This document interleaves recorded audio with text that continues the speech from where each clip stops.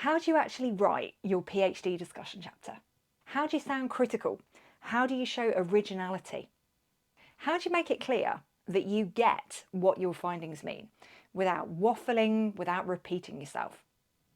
I'm Dr. Elizabeth Yardley, and I'm here to show you that there is no big secret when it comes to finishing your PhD.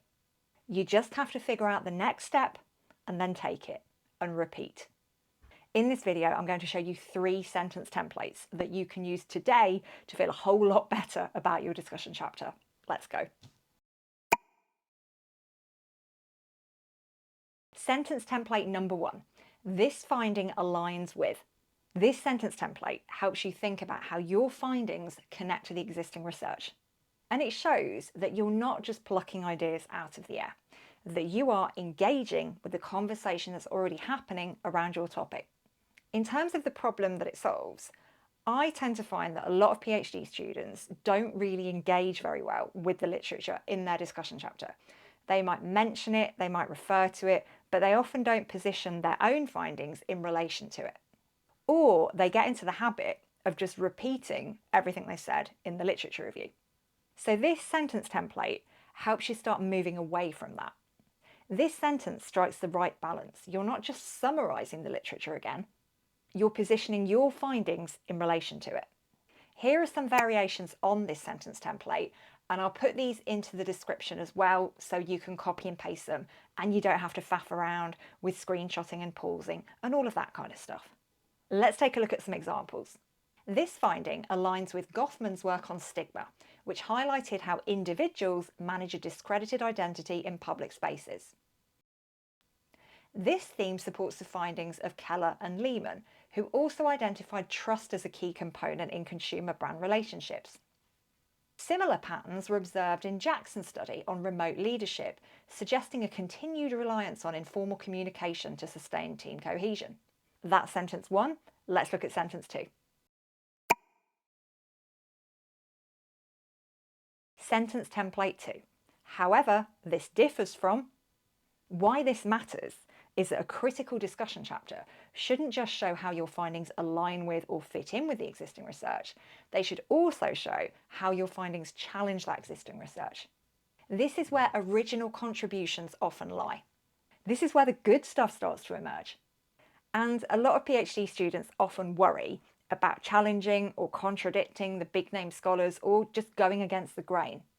But highlighting differences isn't about disrespect for what's gone before you. It's about moving the conversation forward. And this sentence template is going to help you do that. Here are some variations on this sentence template. And again, I'll put these in the description so that you can copy and paste them.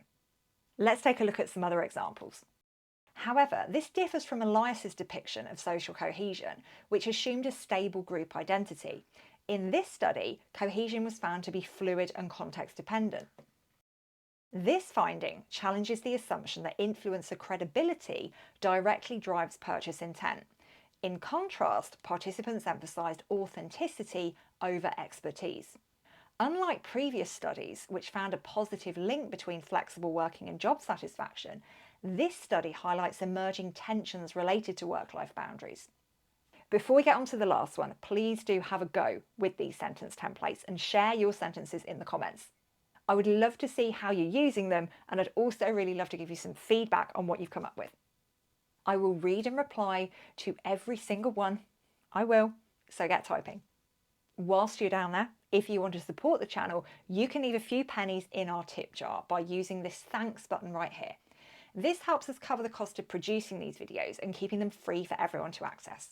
So we'd appreciate any contribution you're able to make.